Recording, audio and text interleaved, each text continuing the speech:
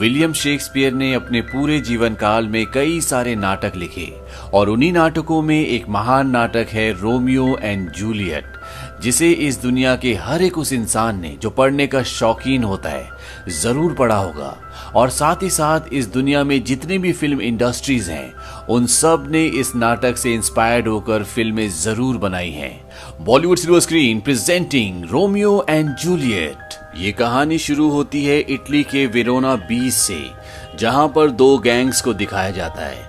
एक गैंग का नाम है कैपुलेट्स और दूसरे का नाम है मॉन्टेग्यूज। इन दोनों गैंग्स के बीच में खानदानी दुश्मनी है। ये हमेशा एक दूसरे से लड़ते रहते हैं। इनकी दुश्मनी का ये आलम है कि अगर इन दोनों गैंग्स को खुला छोड़ दिया जाए तो ये अपने साथ साथ पूरी दुनिया को जलाकर राख कर दें। और इस कहानी की शुरुआत में यही दिखाया जाता है कि इन दोनों गैंग्स के बीच में गैंग वॉर हो रहा है और ये लड़ाई बढ़ते बढ़ते शहर में फैलना शुरू हो जाती है। लेकिन तभी वहां पर हेलीकॉप्टर से chief of police captain prince आ जाते हैं और वो इन दोनों गैंग्स को सरेंडर करने के लिए कहते हैं। लड़ाई खत्म हो जाती है और पुलिस चीफ अपने पास इन दोनों गैंग्स के लीडर्स को, यानी कि दोनों खानदान के जो मेन लोग हैं, उन्हें बुलाते हैं। एक का नाम होता है टेड मॉन्टेग्यू, ये रोमियो के पिता हैं, और दूसरे का नाम होता है फुलगेंसियो कैपुलेट, ये जूलियट के पिता हैं। कैप्टन प्रिंस दोनों खानदानों के मुखियाओं को धमकी देते हैं कि ये तीसरी बार है जब तुमने ऐसा किया है और अगली बार ऐसा हुआ तो ये तुम्हारे लिए अच्छा नहीं होगा। वहीं रोमियो को दिखाया जाता है। रोमियो को लड़ाई झगड़े से, मारपीट से कोई मतलब नहीं है। वो इस दुनिया को पसंद नहीं करता, बल्कि आजकल वो खोया खोया रहता है क्योंकि वो एक लड़की से प्यार करता है जिसका नाम रोजलिन है। लेकिन फिलहाल ये वन साइडेड लव है। रोमियो और उसके कजन बेनवोलियो, जिससे रोमियो क्लोज है, इन दोनों को पता चलता है कि आज रात को रोजलिन एक पार्टी में जा रही है और ये पार्टी कैपुलेट परिवार की है जो उन्होंने अपने घर पर रखी है। ये वो परिवार है जो रोमियो के परिवार का सबसे बड़ा दुश्मन है। लेकिन रोमियो किसी भी कीमत पर रोजलिन से मिलना चाहता है, इसीलिए वो इस पार्टी में शामिल होना चाहता है। लेकिन पार्टी में जाने के लिए इन्हें पास की जरूरत होगी। रोमियो का एक बेस्ट फ्रेंड होता है जिसका नाम होता है मर्क्यूशियो, और जब रोमियो उसके पास जाता है तो वो उसके लिए पार्टी के अंदर जाने के लिए पास का इंतजाम कर देता है। लेकिन जाने से पहले वो रोमियो को कहता है कि तुम्हें कुछ देना चाहिए ताकि तुम्हारे अंदर कॉन्फिडेंस हो, और ये एक नशे की गोली खा लेते हैं और अब ये अपने चेहरे पर नकाब पहनकर पार्टी में चले जाते हैं। पार्टी में ये एंजॉय करते हैं, लेकिन रोमियो ने जो नशे की गोली खाई होती है उसका असर उसके दिमाग पर हो रहा होता है, इसीलिए वॉशरूम जाकर अपने फेस को धोता है। और जब वो वहां से वापस आता है तो वो देखता है कि वहां पर एक बहुत बड़ा मछली का बहुत सुंदर एक्वेरियम होता है और वो उसे देखना शुरू कर देता है। रोमियो को ये बहुत पसंद आता है और तभी वो देखता है कि मछली के एक्वेरियम के दूसरी तरफ एक लड़की है और ये जूलियट होती है। जूलियट भी रोमियो को देखती है और ये दोनों एक दूसरे को देखकर स्माइल करते हैं। इन दोनों को एक दूसरे की असलियत का नहीं पता, लेकिन यहाँ पर इन दोनों को लव एट फर्स्ट साइट हो जाता है।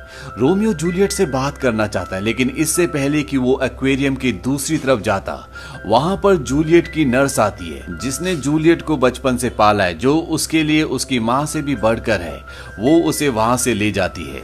दरअसल इस पार्टी में आज एक लड़का भी आने वाला है जो यहाँ के गवर्नर का बेटा है, जिसका नाम पेरिस है, और जूलियट की फैमिली ये चाहती है कि जूलियट की शादी पेरिस से हो जाए, इसीलिए वो चाहते हैं कि जूलियट पेरिस के साथ वक्त बिताए।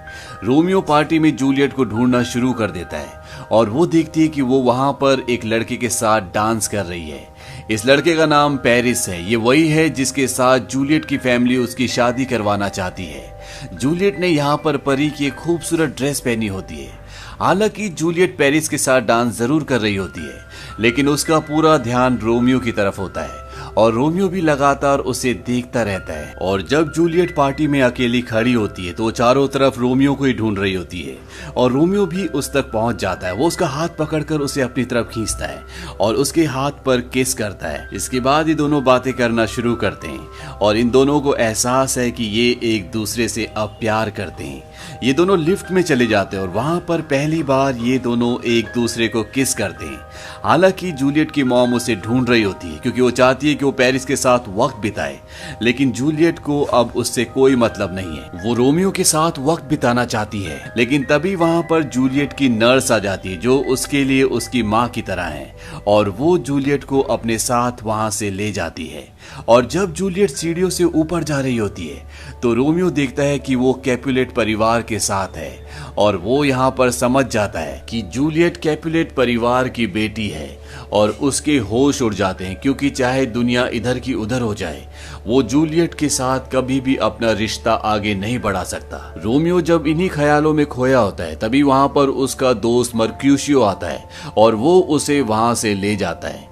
ये सब के सब यहाँ से निकल जाते हैं, लेकिन रोमियो के दिमाग से जूलियट बिल्कुल भी नहीं निकल रही होती। इसीलिए रोमियो एक बार फिर से चुपके से दीवार के ऊपर चढ़कर जूलियट के घर में एंटर कर जाता है और जब वो ऊपर छत पर जाता है तो वो देखता है कि वहां पर जूलियट होती है और जूलियट रोमियो के बारे में ही सोच रही होती है। वो अपने आप से बातें कर रही होती है और जूलियट को भी अब रोमियो की असलियत का पता है। उसे पता है कि वो मॉन्टेग्यू परिवार का लड़का है जो उनके सबसे बड़े दुश्मन है, लेकिन जूलियट के दिमाग से भी रोमियो निकल नहीं रहा होता और तभी रोमियो उसके पीछे से आता है जिससे जूलियट डर जाती है और ये दोनों के दोनों स्विमिंग पूल के अंदर गिर जाते हैं।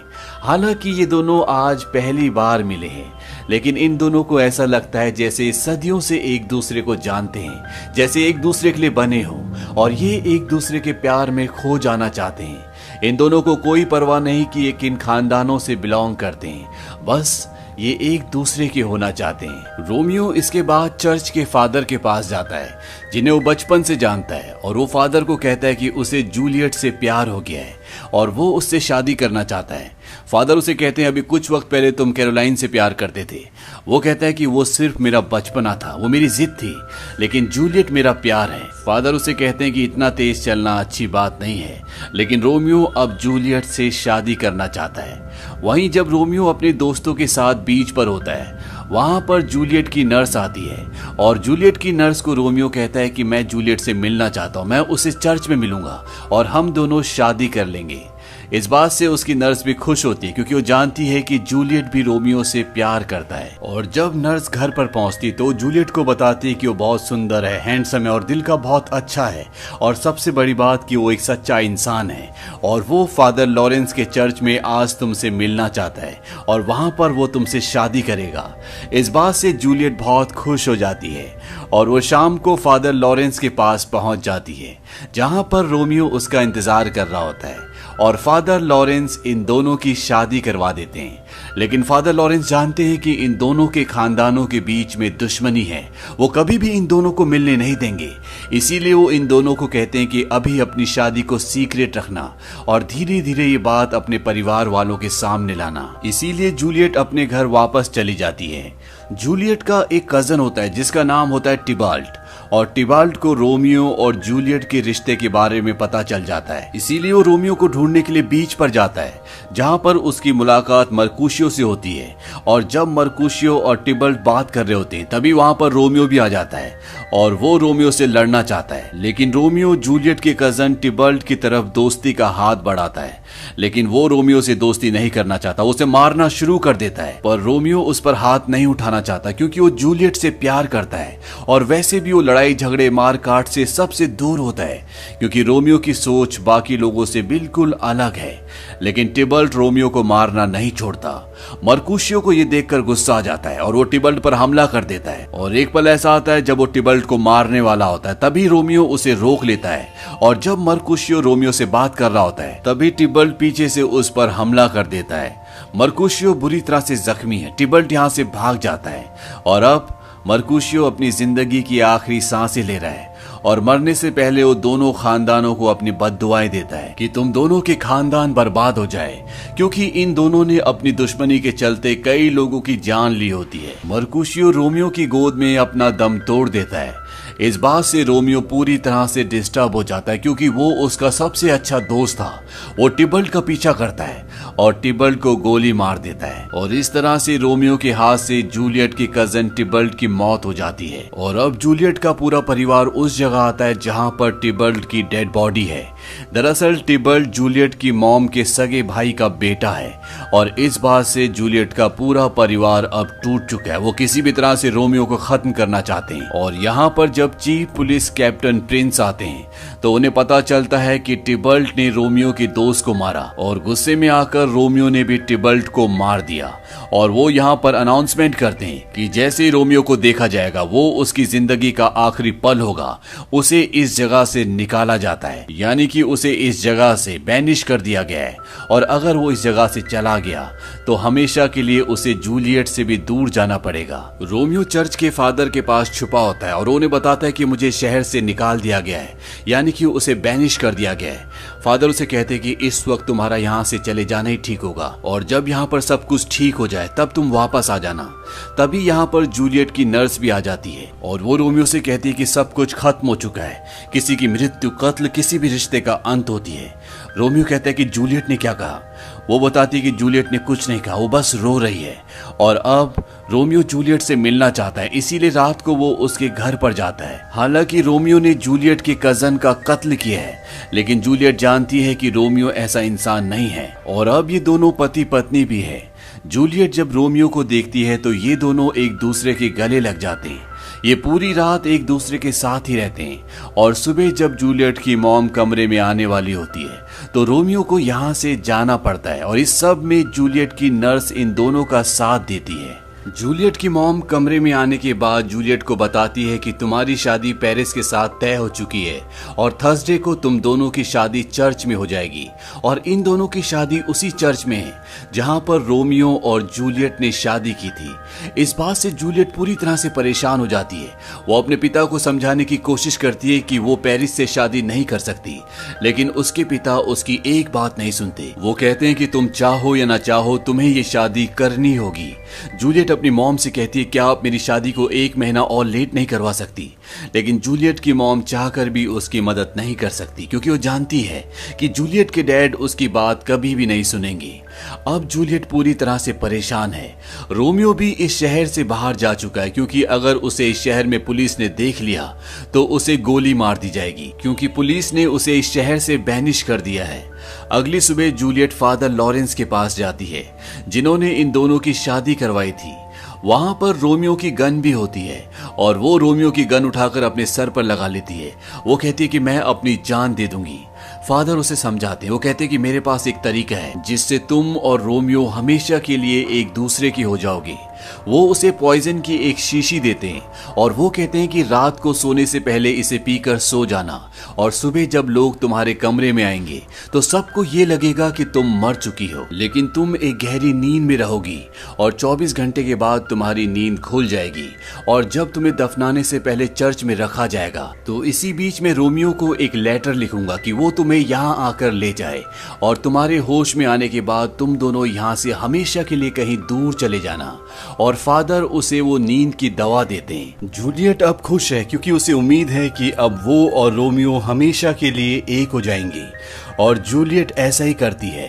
वो रात को सोने से पहले उस दवा को पी लेती है और सुबह उसके बेड पर उसे दिखाया जाता है कि जूलियट पूरी तरह से अचेत है, यानी कि दुनिया की नजरों में वो मर चुकी है और उसकी बॉडी को चर्च ले आया जाता है जहां पर सभी उसको श्रद्धांजलि देने के लिए आते हैं और यहाँ पर रोमियो का एक दोस्त भी आता है और वो देखता है कि जूलियट मर चुकी है।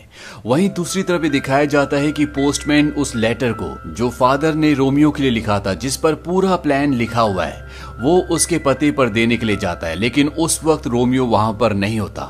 इसीलिए पोस्टमैन वहां पर एक मैसेज छोड़ जाता है कि तुम्हारा लेटर पोस्ट ऑफिस में है, इसे आकर ले जाना। दरअसल जिस वक्त पोस्टमैन आया होता है वो अपनी वैन के दूसरी तरफ होता है। पोस्टमैन उसे नहीं देख पाता और ना ही रोमियो पोस्टमैन को देख पाता है और वो मैसेज छोड़ जाता है कि तुम्हारा लेटर पोस्ट ऑफिस में है, उसे वहां से कलेक्ट कर लेना।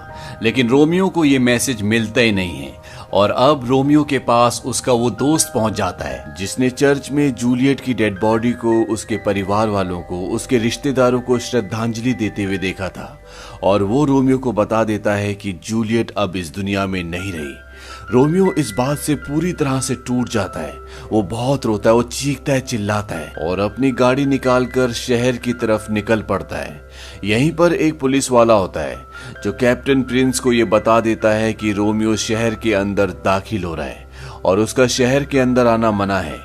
इसीलिए शहर की जितनी भी पुलिस होती है वो सब अब रोमियो के पीछे है। वो हेलीकॉप्टर से, गाड़ियों से रोमियो का पीछा करते हैं। रोमियो सबसे पहले एक बूढ़े आदमी के घर जाता है और उसे कहता है कि मुझे ऐसा जहर चाहिए जिसका कोई भी इलाज ना हो और जिसे पीने के बाद इंसान बच ना सके। बदले में वो उस बूढ़े आदमी को बहुत सारे पैसे देता है। वो रोमियो को जहर दे देता है और रोमियो पुलिस से बचता बचाता चर्च तक पहुंच जाता है और चर्च के अंदर जाकर वो दरवाजा अंदर से बंद कर देता है। वो देखता है कि सामने जूलियट की डेड बॉडी पड़ी होती है। चारों तरफ कैंडल जल रहे होते हैं और वो जूलियट की डेड बॉडी के पास जाता है। वो जूलियट को देखकर बहुत रोता है। उसे कहता है कि तुम मेरी पत्नी हो, मैं तुमसे बहुत प्यार करता हूँ। और वो जूलियट को किस भी करता है और इसके बाद वो उस जहर की शीशे को अपने होठों से लगाता है और तभी जूलियट की आंखें खुल जाती है।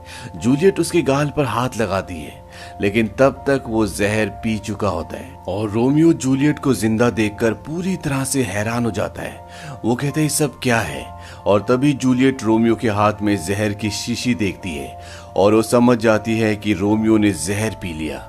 वो देखती है उसमें एक भी बूंद जहर नहीं है। वो कहती तुमने सारा जहर पी लिया। वो रोमियो के होठों पर किस करती है ताकि उसके होठों पर जो जहर लगा है वो उसकी बॉडी के अंदर चला जाए और वो भी रोमियो के साथ यहाँ पर दम तोड़ दे। लेकिन ऐसा कुछ भी नहीं होता। रोमियो अपनी जिंदगी की आखिरी सांसें ले रहा है और जूलियट को कुछ समझ नहीं आता कि उसे क्या करना चाहिए। और तभी उसे रोमियो की गन दिखती है और वो उस गन को उठा लेती है और अपने आप को गोली मार देती है। और इस तरह से रोमियो और जूलियट जो जीते जी इस दुनिया की वजह से एक नहीं हो पाए, लेकिन अब जिस दुनिया में वो चले गए हैं वहां उन दोनों को कोई भी जुदा नहीं कर सकता। रोमियो और जूलियट ने एक दूसरे के लिए, अपने प्यार के लिए एक दूसरे की बाहों में दम तोड़ दिया। अगली सुबह यहाँ इन दोनों के परिवार वाले आते हैं। उनकी आंखों में एक दुख है, एक पश्चाताप है। कैप्टन प्रिंस इन दोनों परिवार वालों को कहते हैं कि देखो तुम्हारी नफरत क्या लेकर आई। वो दोनों प्यार करने वाले तुम्हारी इस नफरत भरी दुनिया से हमेशा के लिए किसी और दुनिया में चले गए, लेकिन तुम्हें अभी इसी दुनिया में रहना है और जिंदगी भर तुम्हें इसका पश्चाताप होगा। और दोनों परिवार वालों की आंखों में वो पश्चाताप, वो दुख दिखता भी है। और इसी दुखद अंत के साथ ये कहानी खत्म हो जाती है। विलियम शेक्सपियर का नाटक जिसका नाम रोमियो और जूलियट है, उनका एक बहुत ही प्रसिद्ध नाटक है जो उन्होंने 16वीं शताब्दी के अंत में लिखा था और आज 21वीं शताब्दी में भी ये नाटक उसी तरह से लोगों को रोमांचित करता है जिस तरह से उस वक्त किया करता था। तो ये थी पूरी कहानी रोमियो और जूलियट की। ये फिल्म सन 1996 में रिलीज हुई थी। IMDb पर इसकी रेटिंग है 6.7। इस फिल्म का बजट था $15 मिलियन और बॉक्स ऑफिस पर इसने कमाई की थी $152 मिलियन की। उम्मीद करते हैं कि ये कहानी आपको पसंद आई होगी।